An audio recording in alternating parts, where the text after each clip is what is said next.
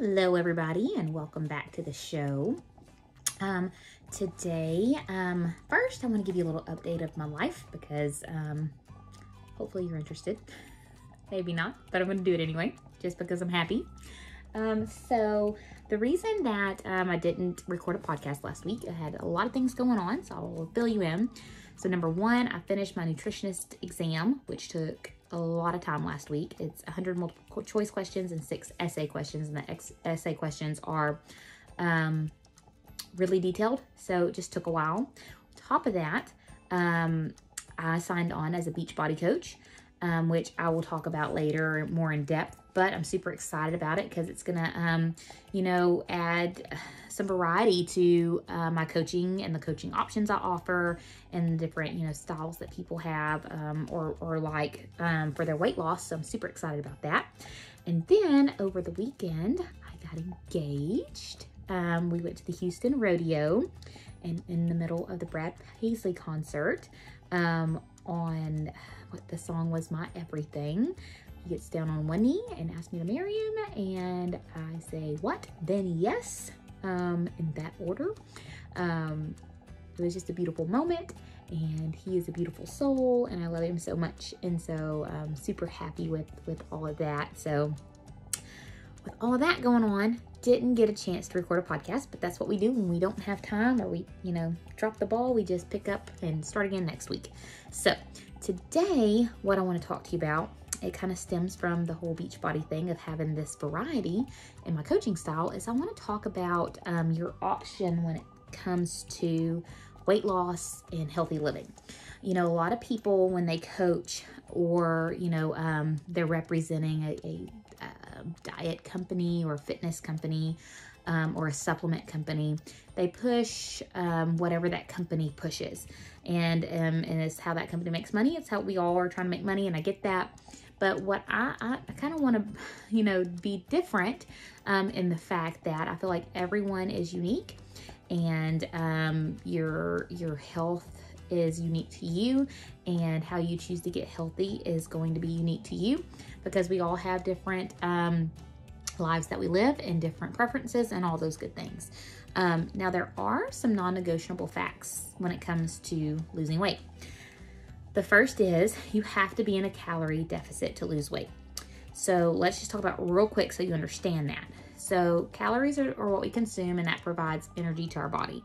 So you have what's called a BMR, and that basically stands for the calories that you need to function at the weight you are. And it's based on your age, your height, your weight. There's a whole formula that goes behind it. But like if you're using a BMR calculator, that's what you're gonna have to put in: your age, your height, and your weight. And then your activity level. Like most people aren't really that active unless you are a gym goer and you choose your activity level. And what it's gonna do when you put all that information in is it's going to give you a number. So just say, let's say you're 25, you're 5'5", you're not really active, you have a desk job, you walk around some, but you don't go to the gym 3 times a week. You're not working in the construction where you're really working at a high activity level, and say you're 175 pounds. So at all the statistics, it's going to take about 1,700 calories for your body to function, and that's just your digestion, breathing. That's just basic function of your body. With no extra energy expenditures, walking around, blinking, all the things your body does. So if we want to be in a calorie deficit, what we do is we say, okay, if I wanted to lose a pound this week, pound really translates into 3,500 calories. So we would take for the week, how many calories that 1,700 times 7, because there's 7 days in a week. And then you would minus your 3,500 for your pound that you want to lose.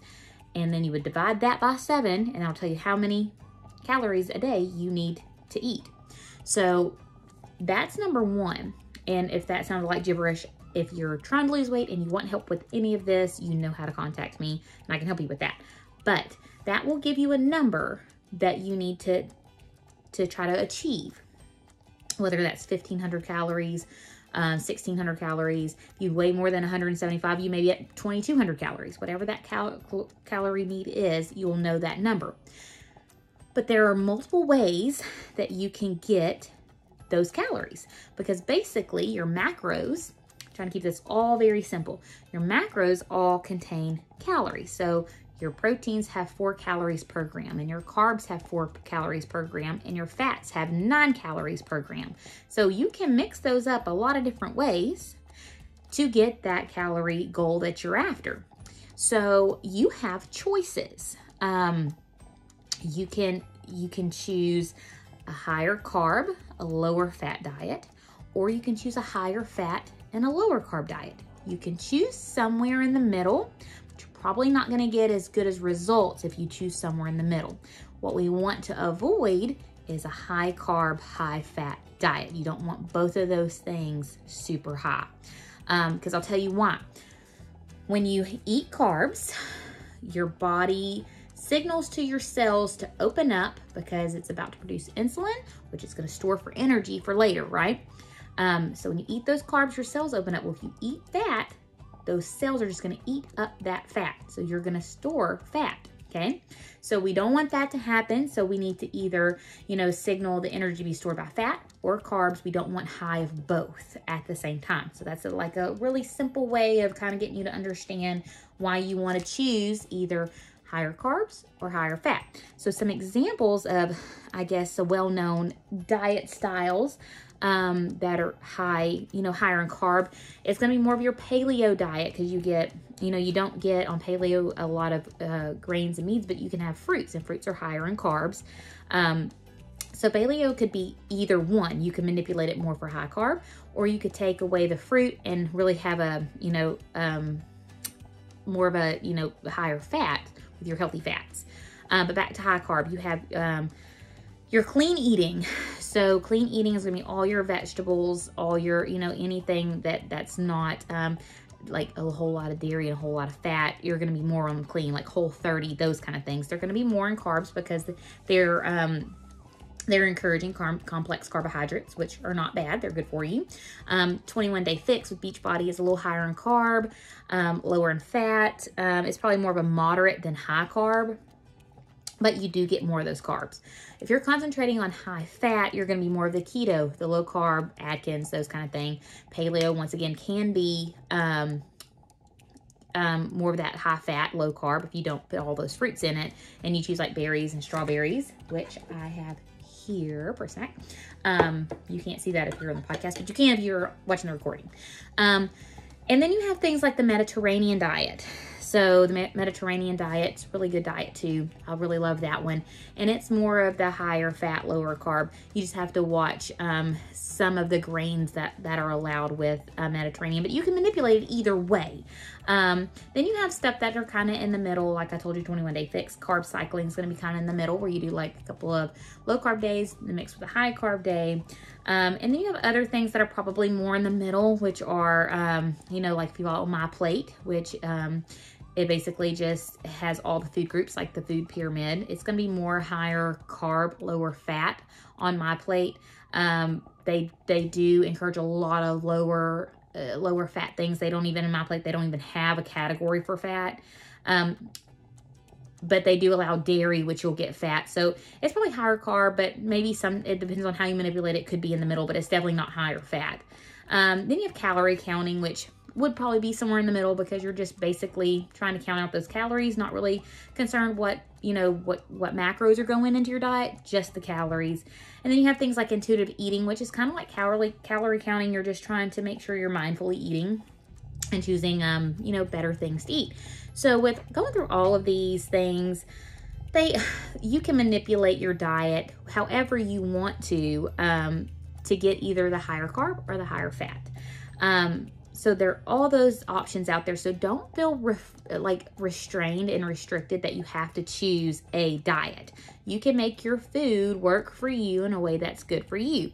Any nutrition plan or health plan, I personally feel, should be paired with some kind of activity.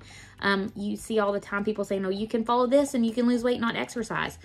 Nutrition is a big part of it, big but Activities are also a big part of it. It helps with so many things, just like activity helps with your lung capacity, just like with the air you breathe in, the amount of oxygen that you can breathe into your body.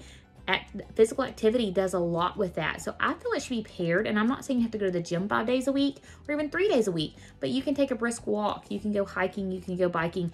It should be paired with activity. And the more you get accustomed to that activity, the more you can kind of ramp it up and do more activity. But I just feel like it should be paired. I feel like it's a package deal. I don't feel like you should just go to the gym, eat whatever you want, but I also don't feel like you should just have this restrictive diet and not have to go to the gym or be active. I think you can find a middle ground where you make both of the things work for you. And definitely take the baby steps with it. I mean, you know how I believe with that. Any plan that you choose, and I'm saying plan as though this is what you've decided you want to do to get healthy, should promote slow and steady weight loss. If you find anything that says lose 10 pounds in a week, probably not the best option. It's either gonna be really restrictive or you're gonna have to do something really crazy. I mean, because that's a whole lot. I mean, you just think about it. If I said a pound is 3,500 calories times 10, that's 35,000 calories you can't have. That's crazy. And it might be like water weight, or I don't know. That's just nuts. But you're going to exercise a whole lot. Something's going to have to happen there. But it should include portion control. Like when low carb first came out, keto first came out, like I remember somebody coming into my mom's living room and being like, I can eat a whole pound of bacon and still lose weight. No, you can't. No, you can't. That's way too much. So it should allow for portion control. You need to learn how to control the portions on your plate. Learn to eat a healthy portion. It should allow for not just like one meal a day. You get one meal a day, that's all you get. It should allow for, you know, several meals a day. That way you don't feel deprived, you're fueling your body, all things. It should include a maintenance mode. This isn't something you do 10-day. I mean, I have like a 14-day jump start, but the whole point of the 14-day jump start is to show you what you can do, and we can take, after that 14 days are over, you repeat it again, or you take what you've learned and you apply it to everyday life. But you don't want to just do something that's like, do this for 10 days and then we're done. I mean, that's like a fad trend diet. You don't want to do that. It needs to match your eating style and your personal preference. And let me talk a little bit about this.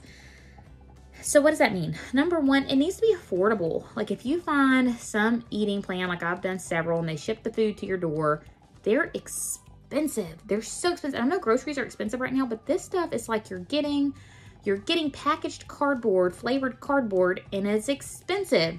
You don't have to spend that much money. I want to do a video on, I'm going to do this on YouTube to show you how you can shop either a week or a month and how much it'll cost you to buy real food. It's going to fuel your body. It's going to do good things for you, and you don't have to spend all this crazy amount of money. Note, I do buy things for my diet that I like, that are lower in carb, that are supplements for things that I don't eat because I like them, but I don't have to have them. If I were to lose my job and I couldn't afford them, I could still make it work without them, but they do make it a little more fun. Then it needs to be, it needs to be flexible. So can you do this, follow this plan, adhere to this lifestyle if you're busy, if you're traveling, if you've got, you know, if you've got the weeks where you've got 1,000 things going on, it needs to be flexible with your lifestyle. So make sure you're thinking about that. Like if it's something, I mean, can you go to a birthday dinner and still do this? You know, like, is it, and you can do it with anything, but like you personally, can you go, like if you're going to do, say, keto or low carb, can you go to a Mexican food restaurant and pick the foods that are going to be good for the eating style you've chosen and not be mad about it and still be able to continue the lifestyle? You know, that's what you have to think about. Do you like the food that the plan suggests you eat? If you're not big on vegetables, which we should eat some vegetables, but if you're not big on a lot of vegetables, maybe you shouldn't be a vegetarian, you know? Probably it's not going to work. Can you handle the prep that it involves? Everything involves some time, either time or money. Can you handle that aspect of it? Is it family friendly? Well, does it fit in what your family will